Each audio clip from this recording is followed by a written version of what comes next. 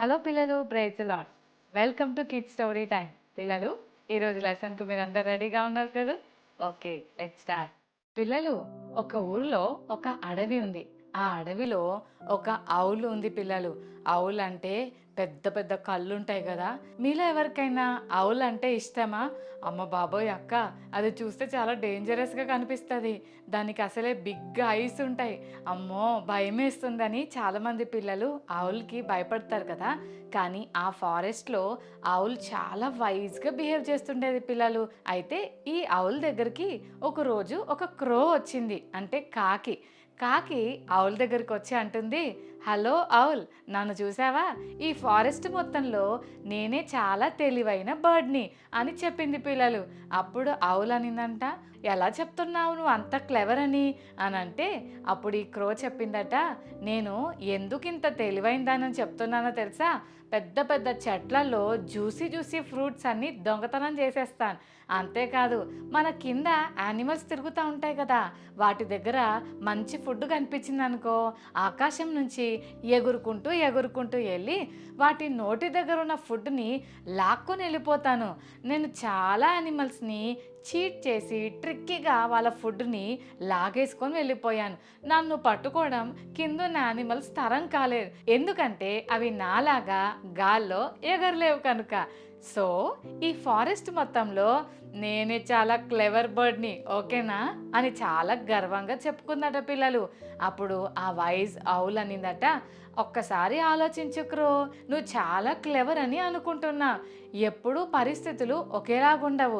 అందరి దగ్గర దొంగతనం చేస్తున్నాను కదా, నాకు చాలా ఈజీగా ఫుడ్ దొరుకుతుందని అనుకుంటున్నావు. సడన్గా నీ గర్వాన్ని బట్టి నీకు దెబ్బ తగిలిందనుకో, దానివల్ల కలిగే నష్టం ఇంత అంతా కాదు. అంత గర్వించడం మంచి విషయం కాదు, కొంచెం ఆలోచించు అని చెప్పిందట పిల్లలు వాయిస్ ఆవుల్. కానీ కాకి అనుకుంది, ఈ ఆవుల్కి అసలు ఏం తెలియదు, కనీసం జ్ఞానం కూడా లేదు. నేను చూడు ఎంత ఫాస్ట్గా వెళ్ళి ఇప్పుడు ఫుడ్ తెచ్చుకుంటాను అని ఆవుల్ యొక్క మాటలకు ఈ క్రో పక్కపక్క నవ్వుకుంటూ ఫుడ్ తెచ్చుకుందామని వెళ్ళిందట పిల్లలు. ఆ పైన కొమ్మ మీద నుంచి కిందికి ఎగురుతూ ఎతుకుతుంటే అక్కడ ఒక బండ మీద ఒక బ్రెడ్ కనిపించింది పిల్లలు. వావ్, ఎంత డెలిషియస్గా కనిపిస్తుంది అని, పాపం ఏ యానిమల్ తెచ్చుకుందో ఈ బ్రెడ్, దాన్ని తినేద్దాం అని ఈ క్రో ఆ బ్రెడ్ని పట్టుకుందామని పైనుంచి ఎగురుకుంటూ ఎగురుకుంటూ దాని దగ్గరికి వెళ్ళింది పిల్లలు. ఇక బ్రెడ్ని నోటితో పట్టుకొని పైకి ఎగరబోతుంటే సడన్గా ఒక బుష్లో నుంచి ఒక నక్క వచ్చింది పిల్లలు. మరి ఆ నక్క ఆ బుష్లో నుంచి బయటకు వచ్చి, హాయ్ ఫ్రెండ్, నువ్వు ఎంత బ్యూటిఫుల్గా ఉన్నావో తెలుసా? నీ ఫెదర్స్ చాలా షైనీగా ఉన్నాయి, ఎంత బాగున్నావో, నువ్వే ఇంత బాగున్నావు, నీ స్వరం ఇంకా ఎంత బాగుంటుందో, ఒక్కసారి నా కోసం ఒక్క పాట పాడవా అని అడిగింది పిల్లలు. మిమ్మల్ని ఎవరైనా పాట పాడమంటే నాకు సిగ్గేస్తుంది, నేను అందరి ముందు పాడనని కొంతమంది పిల్లలు ఏమి సిగ్గుపడతారో కదా. కానీ ఈ క్రో అనుకుంది, నేను అనుకున్నాను నేను బ్యూటిఫుల్గా మాత్రమే ఉన్నానని. ఆహా, నేను ఇంత బాగా పాడతానా అని ఈ క్రో చాలా హ్యాపీగా ఫీల్ అయిపోయి చాలా సిగ్గుపడుతుంది పిల్లలు. మీరు నన్ను పాట పాడమంటున్నారా అని అడుగుతుంటే ఫాక్స్ అనింది, నీ అద్భుతమైన స్వరం వినాలని అనిపిస్తుంది, ఒక్కసారి నాకు ఒక పాట పాడి వినిపించవా అని అడగగానే ఈ కాకి తన నోట్లో ఉన్న బ్రెడ్ సంగతి మర్చిపోయి స్వరం ఎత్తి ఆ అని పాడటం మొదలుపెట్టింది పిల్లలు. ఇంతకీ ఏం జరిగి ఉండొచ్చో మీకేమన్నా అర్థమైందా? ఎస్, తన నోట్లో ఉన్న బ్రెడ్ కింద పడిపోయింది. ఇదే ఛాన్స్ అని కింద ఉన్న నక్క ఆ బ్రెడ్ని ఎత్తుకొని పారిపోయింది. పాపం ఈ అమాయక కాకి నేను చాలా బాగా పాడతానని కళ్ళు మూసుకొని తెగ పాడేస్తుంది పిల్లలు. పాట అయిన తర్వాత బాగా పాడాను కదా అని కిందికి చూస్తే నక్క లేదు, కింద బ్రెడ్ లేదు, రెండు ఎగిరిపోయాయి. నేనేమో చాలా క్లెవర్ అనుకున్నాను, నాకంటే క్లెవర్ యానిమల్స్ ఇక్కడ చాలా ఉన్నాయా, అయ్యయ్యో నేను ఎంత ఫూలిష్గా బిహేవ్ చేశాను అని ఎగురుకుంటూ ఎగురుకుంటూ వాయిస్ ఆవుల్ దగ్గరికి వెళ్ళి, సారీ ఆవుల్, నిజంగా నువ్వు చెప్పిన మాట చాలా కరెక్ట్, నేను చాలా క్లెవర్ అనుకున్నాను, నా ఫెదర్స్ చాలా షైనింగ్గా ఉంటాయని, నేను చాలా అందంగా ఉంటానని, ఈ ఫారెస్ట్ మొత్తంలో నేనే చాలా తెలివైన దాన్నని గర్వపడ్డాను. కానీ నా గర్వం వల్ల ఈరోజు నేను ఫుడ్ని పోగొట్టుకున్నాను. అంతేకాదు నాకంటే తెలివైన వారు ఈ ఫారెస్ట్లో ఉన్నారని ఈరోజు నాకు అర్థమైంది. సారీ ఆల్, నేను చాలా తప్పుగా అర్థం చేసుకున్నాను. నువ్వు చెప్పింది కరెక్ట్. నిజంగానే నా గర్వం వల్ల ఈరోజు నాకు నష్టమే జరిగింది. ఈ రోజు నుంచి నేను నా గర్వాన్ని విడిచిపెడతానని ఆ రోజు క్రో ఆవుల్ దగ్గర తన తప్పును ఒప్పుకుంది పిల్లలు. ఎంత గ్రేట్ కదా. నిజమే పిల్లలు, మనలో కూడా చాలామంది నేను చాలా తెలివైన దాన్ని, నాకంటే తెలివైన వాళ్ళు మా క్లాస్లోనే ఎవరు లేరు, మా ఊరిలోనే నేను అందరికంటే చాలా టాపర్ని, మా ఫ్యామిలీలో నేనే బాగా చదువుతానని, మా చర్చిలో అందరికంటే నాకే ఎక్కువ వాక్యం తెలుసని, సండే స్కూల్లో నేను టాపర్ అని చాలామంది వాళ్ళకున్న టాలెంట్స్ని బట్టి, వాళ్ళకున్న చదువును బట్టి, కొంతమంది వాళ్ళకున్న డ్రెస్సెస్ని బట్టి, టాయ్స్ని బట్టి చాలా గర్వపడుతుంటారు. పిల్లలు, గర్వం ఎప్పుడు పనికిరాదని ఈ లెసన్ ద్వారా మనం నేర్చుకుంటున్నాం. బైబిల్ గ్రంథంలో కూడా గర్వం వల్ల నష్టపోయిన ఒక వ్యక్తిని గురించి ఈరోజు మనం నేర్చుకుందాం. ఓకేనా? అహేశ్వరోషు అనే ఒక రాజున్నాడు పిల్లలు. హిందూ దేశం నుండి కూషు దేశం వరకు 120 ప్రావిన్సెస్కు అతను గొప్ప రాజు. ఈ రాజు తన రాజ్యంలో చాలామందిని లీడర్స్గా, మినిస్టర్స్గా అపాయింట్ చేసుకున్నాడు. ఆ మినిస్టర్స్ అందరికీ హెడ్గా హామాను అనే ఒక వ్యక్తిని అపాయింట్ చేసుకున్నాడు. హామాను రాజు తర్వాత రాజు పొజిషన్లో ఉన్నాడు. ఇక ఆ రాజ్యంలో అందరూ హామానును చాలా గౌరవిస్తుండేవాళ్ళు. హామాను ఎప్పుడైనా ప్రజల మధ్యలోకి వెళ్తున్నప్పుడు అందరూ నమస్కారం చేస్తుండేవాళ్ళు పిల్లలు.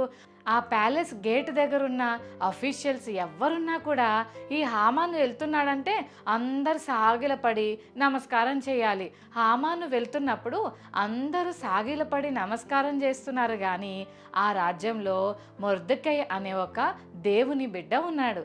మనుషుల దగ్గర సాగిలపడకూడదని, దేవునికి మాత్రమే సాగిలపడాలని దేవుని వాక్యం చెప్తుంది. ఈ మొర్దెకై అంకుల్ దేవుని వాక్యాన్ని చాలా బలంగా ఫాలో అవుతాడు పిల్లలు. అందుకని అసలు నమస్కారం చేసేవాడు కాదు. చుట్టుపక్కన వాళ్ళందరూ ఏ మొర్దెకై తొందరగా సాగిలపడు, వంగు, నమస్కారం చెయ్యి అని అంటుంటే, నేను యూదుడను, నేను దేవుని బిడ్డను, నేను అలా ఏ మనిషికి సాగిలపడి నమస్కారం చెయ్యను అని అన్నాడు పిల్లలు. ఈ విషయం హామాను చూశాడు. వీడు నాకు నమస్కారం చెయ్యడా, వీడి సంగతి చెప్తాను చూడు, ఈయనే కాదు వీడి జాతినే లేకుండా చేస్తానని ఒకరోజు హామాను రాజు దగ్గరికి వెళ్ళి, రాజా, మన రాజ్యంలో అందరికీ మనం అంటే చాలా గౌరవం రాజా. అయితే మన రాజ్యంలో యూదా జాతి వాళ్ళు ఒకళ్ళు ఉన్నారు.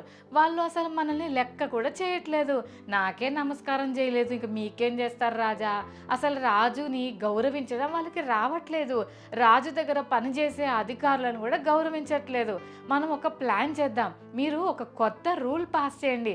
అదేంటంటే రాజుకు, రాజు అధికారులకు నమస్కరించని వాళ్ళని, ఆ జాతిని మనం లేకుండా చేయాలని ఒక రూల్ పాస్ చేయండి.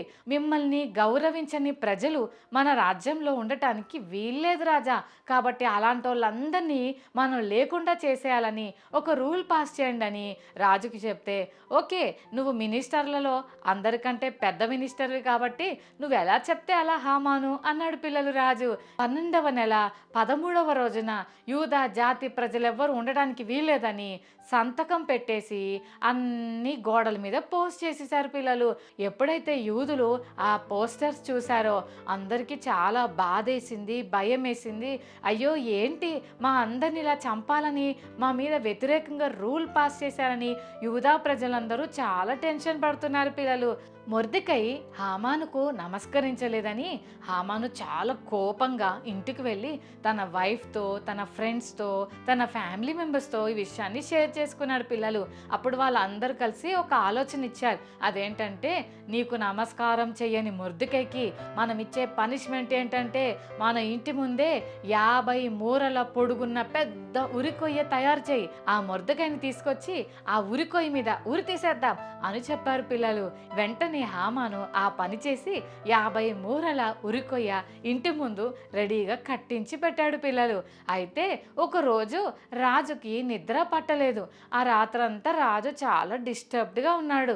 అందుకని నిద్ర పట్టనప్పుడు మనం కూడా ఏం చేస్తాం, కొంతమంది అయితే ఫోన్ చూస్తూ ఉంటారు, కొంతమంది టీవీ పెట్టుకొని కార్టూన్స్ చూస్తుంటారు, కొంతమంది పాటలు పెట్టుకొని వింటారు. నిద్ర పట్టనప్పుడు మనం కూడా ఏదో ఒక పని చేస్తుంటాం కదా. అందుకని రాజు కూడా ఒక పని చేశాడు. అదేంటంటే, మన రాజ్యంలో జరిగిన మంచి మంచి పనులేంటో చెప్పండి అని చెప్పాడు పిల్లలు. కొంతమంది పని వాళ్ళు ఆ రాజ్యంలో జరిగిన మంచి కార్యాలన్నీ కూడా చదివి వినిపిస్తున్నారు. అలా చదువుతున్నప్పుడు ఒకరోజు రాజుగారి ప్రాణాన్ని మొర్దెకై అనే ఒక వ్యక్తి కాపాడాడు. అతడు 2 వ్యక్తులు రాజును చంపాలని ట్రై చేస్తుంటే మొర్దెకై ఆ విషయాన్ని రాణికి తెలియజేశాడు. ఆ రోజు మొర్దెకై చేసిన హెల్ప్ వల్ల రాజు ప్రాణం దక్కింది అని ఒక లెటర్లో చదువుతున్నారు పిల్లలు. అప్పుడు రాజు వెంటనే ఆగండి ఆగండి, ఇలా నా ప్రాణాన్ని కాపాడిన మొర్దెకైకి మనం ఏమైనా హెల్ప్ చేశామా అని అడిగితే అక్కడున్న వ్యక్తులు అన్నారు, లేదు రాజా, ఇప్పటి వరకైతే మనం ఏమి హెల్ప్ చేయలేదు అని చెప్పారు పిల్లలు. అప్పుడు రాజు ఆ విషయాన్ని గురించి ఆలోచిస్తూ ఉదయాన్నే లేచాక కోటలోకి వెళ్ళి తన థ్రోన్ మీద కూర్చొని ఉన్నాడు పిల్లలు. అప్పుడే హామాను మినిస్టర్ లోపలికి ఎంటర్ అయ్యాడు. ఎంటర్ అవుతూనే రాజు అంటాడు, హామాను, మన రాజ్యంలో రాజుకి చాలా గొప్ప మేలు చేసిన వారికి మనం ఎలాంటి రివార్డ్ ఇస్తే బాగుంటుంది, ఆలోచించి చెప్పు అని అన్నాడు పిల్లలు. అసలే ఈ హామాను చాలా గర్వంతో ఉన్నాడు. రోడ్డు మీద వెళ్తుంటే ఒక్క అంకుల్ నమస్కరించినందుకు జాతినే లేకుండా చేయాలని అనుకున్నాడు. నాకంటే గొప్పవారు ఎవరున్నారు అని చాలా గర్విస్తూ ఉన్నాడని చెప్పాను కదా.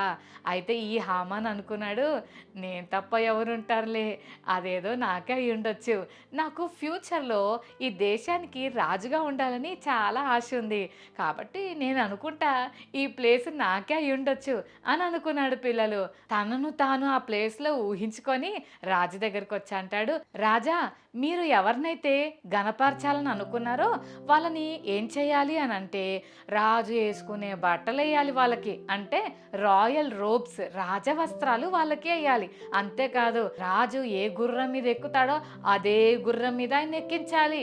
అంతేకాదు రాజు తల మీద పెట్టుకున్న కిరీటం అంతసేపు అతని తల మీద పెట్టాలి. అలా పెట్టించిన తర్వాత మన రాజ్యంలో అందరికంటే గొప్పవాడైన అధిపతిని తీసుకొని ఈ వ్యక్తిని రాజగుర్రం మీద కూర్చోపెట్టి ఊరంతా ఊరేగిస్తూ ఎవరైతే రాజును ఆనర్ చేస్తారో వాళ్ళు ఇలాగా గణపరచబడతారు, రాజుని గణపరిస్తే మీరు ఇలా గణపరచబడతారని అందరికీ చెప్పుకుంటూ ఊరంతా తిరగాలి అని చెప్పాడు పిల్లలు. అప్పుడు రాజుగారు అంటారు, ఓకే హామాను, వెంటనే ఇదంతా మొర్దెకైకి చేసేయి అన్నాడు పిల్లలు. మొర్దెకైకా? నేనేమనుకున్నానో తెలుసా, నాకు చేస్తారేమో అనుకున్నా. మొర్దెకైకి చేయాలా? వాడు పెద్ద ఎనిమి, వాడిని నేను ఎప్పుడెప్పుడు చంపాలని చూస్తుంటే ఇదేంటి రాజు నన్ను చేయమంటాడు అని చాలా బాధపడ్డాడు పిల్లలు. ఇంతకీ ఇతనిచ్చిన ఆలోచనే కదా రాజు అధిపతుల్లో మెయిన్ అధిపతి తిప్పాలి అన్నాడు. ఇప్పుడు మీరు చెప్పండి, రాజు అధిపతుల్లో మెయిన్ అధిపతి ఎవరు? హామానే. ఇక ఆయన చెప్పిన రూలే ఆయనే ఫాలో అవ్వాల్సి వచ్చింది. అందుకని మొర్దెకైని పిలిచి రాజవస్త్రాలు వేసి మొర్దెకై తలకి రాజకిరీటం పెట్టి రాజగుర్రం మీద ఆయన్ని కూర్చోబెట్టి హామాను చక్కగా వీధుల్లో నడిపించుకుంటూ వెళ్తూ ఎవరైనా రాజుని గణపరిస్తే ఇలా ఉంటది ఇలా ఉంటదని చెప్పలేక చెప్తూ ఊరంతా ఊరేగిస్తున్నాడు పిల్లలు. ఇప్పుడు మీకు అర్థమైందా పిల్లలు, నాకంటే గొప్ప వాళ్ళు ఎవరు లేరు అని అనుకున్నాడు హామాను. ఇంతకీ హామాను గర్వం ఎలా అణిగిపోయిందో కదా. ఎవరిని బట్టి హామాను అంత పెద్ద రూల్ పాస్ చేశాడో అదే వ్యక్తిని హామాను ఎక్కించుకొని ఊరంతా తిప్పాల్సిన పరిస్థితి వచ్చింది. నిజమే పిల్లలు, గర్వము మనకి ఎప్పుడూ ప్రమాదకరమే. అంతేకాదు మొర్దెకైని ఆ రోజు హామాను ద్వారా గణపరచడం మాత్రమే కాకుండా కొన్ని రోజుల తర్వాత రాణి అయిన ఎస్తేరు హామాను చేసిన పనంతా రాజుకు చెప్పినందుకు రాజుకు చాలా కోపం వచ్చి ఈ హామాన్ను ఏం చేస్తే బాగుంటది, రాణి వాళ్ళ జాతి మొత్తం లేకుండా చేస్తున్నాడా, ఇతన్ని ఎట్లా పనిష్ చేయాలి అని చాలా కోపంగా వెతుకుతుంటే ఆ ఆ రాజ్యంలో ఒక వ్యక్తి అన్నాడు, రాజా ఈయన మొర్దుకై గారిని చంపాలని వాళ్ళ ఇంటి ముందు 50 మూరల ఎత్తు ఉరికొయ్య తయారు చేశాడు రాజా అని చెప్పాడు పిల్లలు. అంతే, చెప్పడం ఆలస్యం. రాజు అన్నాడు, తీసుకెళ్ళి ఈ హామాన్ని ఆ ఉరికొయ్య మీద చంపండి అని చెప్పాడు పిల్లలు. అయ్యయ్యో, ఎంత పని జరిగిపోయిందో కదా. ఉరికొయ్య చేసింది ఎవరికి? మొర్దుకైకి. ఎవరు చచ్చిపోయారు?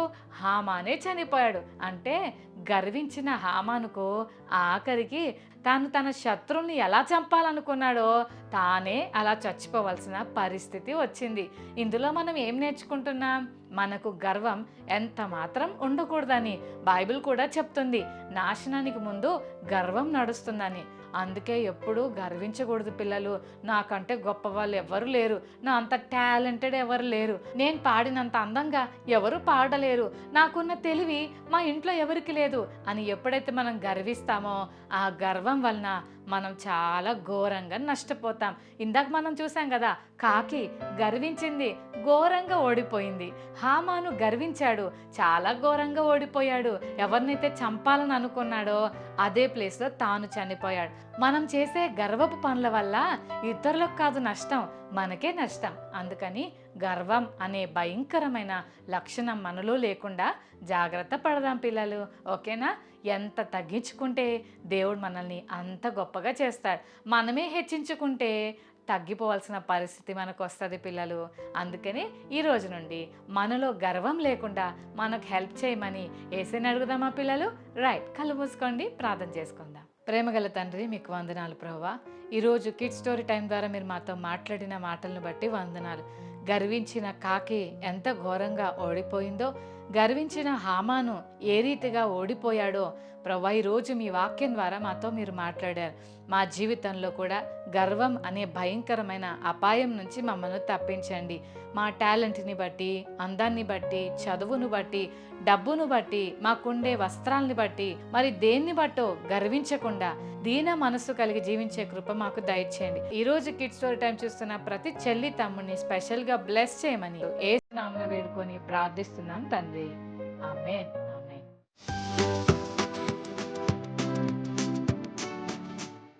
ఓకే పిల్లలు, ఈరోజు మెమరీ బస్ నేర్చుకున్నామా? సామెతలు 16:18, ప్రావర్బ్స్ 16:18. నాశనమునకు ముందు గర్వము నడుచును. మరొకసారి నేర్చుకున్నామా? ప్రావర్బ్స్ 16:18. సామెతలు 16:18. నాశనమునకు ముందు గర్వము నడుచును. సామెతలు 16:18. Okay children, God bless you.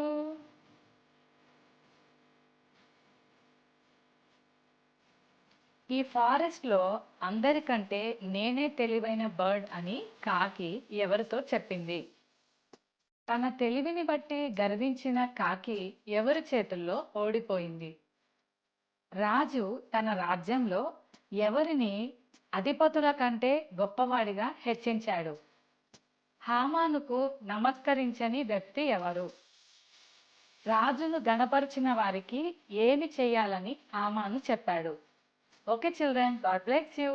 Bye.